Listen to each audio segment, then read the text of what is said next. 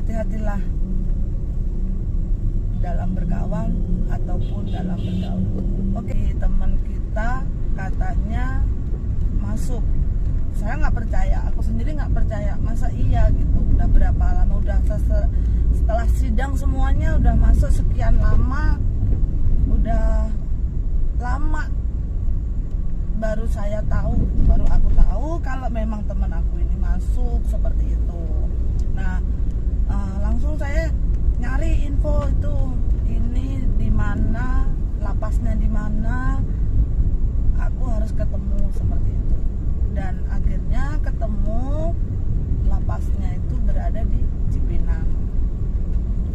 Akhirnya ketemu sekali, nggak bisa kata-kata lagi. Saya nggak bisa, waktu ketemu itu saya nggak bisa berbuat apa-apa lagi dan nggak bisa banyak ngomong, hanya air mata yang aku keluarin di situ. Karena apa? Kenapa harus berakhir seperti ini gitu? Dan sakitnya itu ternyata memang benar.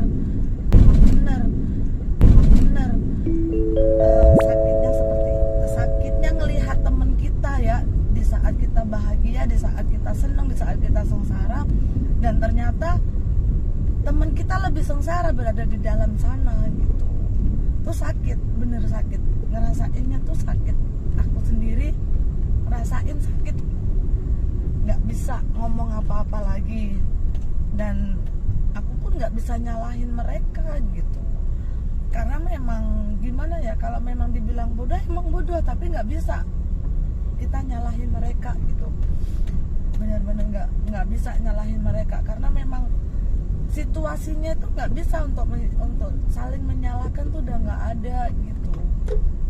Ceritain sedikit ya kronologis itu, pas dia ketangkep kenapa nggak ada penyelesaian dari keluarga, kenapa dia bisa divonis berapa lama, atau emang ekonomi atau emang keadaannya lagi gimana, itu jelasin aja.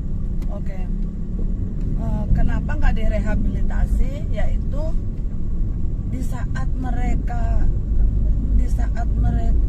ketangkap atau hari naas itu udah nggak ada orang yang peduli. Di situ nggak ada orang yang peduli, keluarganya nggak ada yang peduli, teman-temannya nggak ada yang peduli. Jadi nggak ada yang ngurus gimana dia mau direhabilitasi. Otomatis kalau direhabilitasi ada surat kuasa dari keluarganya, ada surat penanggung jawabnya seperti itu. Nah, disitulah nggak ada kawan yang peduli, nggak ada saudara yang peduli. Jadi dia seolah-olah pasrah dengan apa yang divoniskan hakim, seperti itu.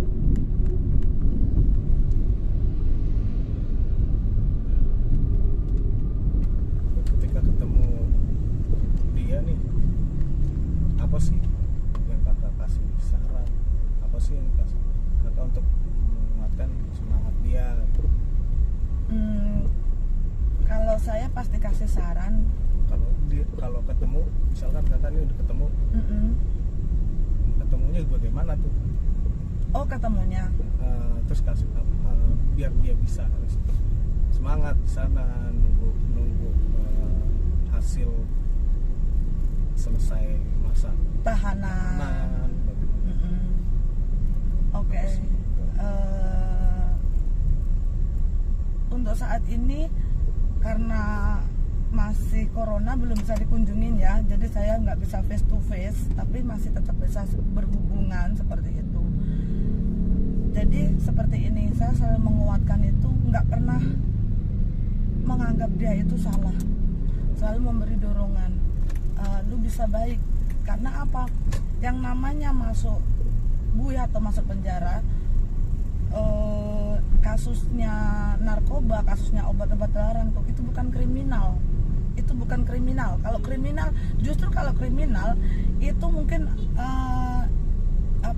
nyopet atau berantem atau apa, itu mungkin cuma 3 bulan 6 bulan udah keluar. Nah, bisa masuk lagi, bisa masuk. Tapi kenapa narkoba ini narkoba ini dia pemakai ya, bukan pengedar? Dia pemakai. Salahnya itu memang seperti itu. Di saat dia ketangkep, itu nggak ada yang ngurusin, jadi dia nggak bisa direhabilitasi. Karena di rehabilitasi itu juga pasti ada surat-surat kuasa dari keluarga, penanggung jawabnya siapa, seperti itu. Nah, saya selalu menguatkan kamu harus bisa melewatin ini semua, karena memang kalau memang dia nggak melewatin ini, dia mungkin nggak akan tahu gimana rasanya, konsekuensinya kita melakukan apa, yaitu konsekuensinya kita punya komitmen gitu, seperti itu. Ya, pepatah mengatakan juga, lu bermain api, istilahnya lu harus bersedia kebakar, seperti itu. Ya, mungkin ini sebagai pelajaran buat mereka ya, buat juga teman-teman. Jadi semua itu ada konsekuensinya. Kalau misalkan kalian pengen berbuat sesuatu, itu harus berpikir ulang sebelum oh ya ini seperti ini, oh ya ini seperti ini, seperti itu. Bahkan saya sendiri pun sebenarnya nggak bisa ya gimana ya, diri saya ini nggak bisa 100% aku bisa berpikir seperti ini dan aku seperti ini, nggak bisa. Saya sendiri pun juga bisa terlena, saya sendiri juga nggak bisa menjamin kalau saya itu di jalan yang lurus atau gimana gitu. Itu balik lagi juga, memang semua itu dibilang nggak salah, karena itu bukan kriminal. Orang yang di penjara yang masalah narkoba itu, saya nggak menganggap dia itu kriminal, seperti itu. Pengedar. Iya, kecuali pengedar. Kalau pengedar itu, dan saya pun masih tetap menganggap dia teman, menganggap dia seseorang yang dekat sama saya. Dan kenapa?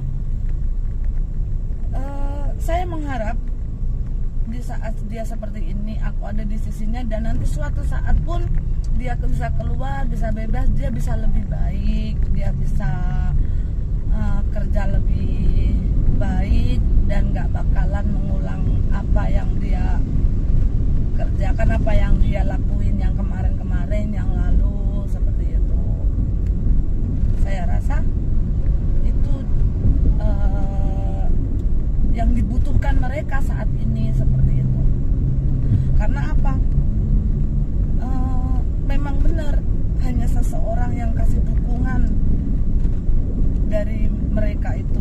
Oke lah, mungkin bisa ngirim atau apa kayak gitu. Tapi kan orang yang peduli, orang yang di dalam itu nggak mudah gitu. Karena mentalnya dia nanti suatu saat keluar, mentalnya dia itu udah beda gitu, udah beda.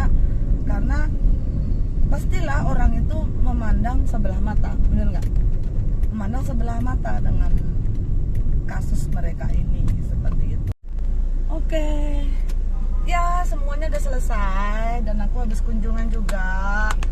Tadi aku dimarahin karena terlambat 5 menit. Jadi harusnya jam 3, melebihi itu nggak boleh. Lebih 10 menit ya.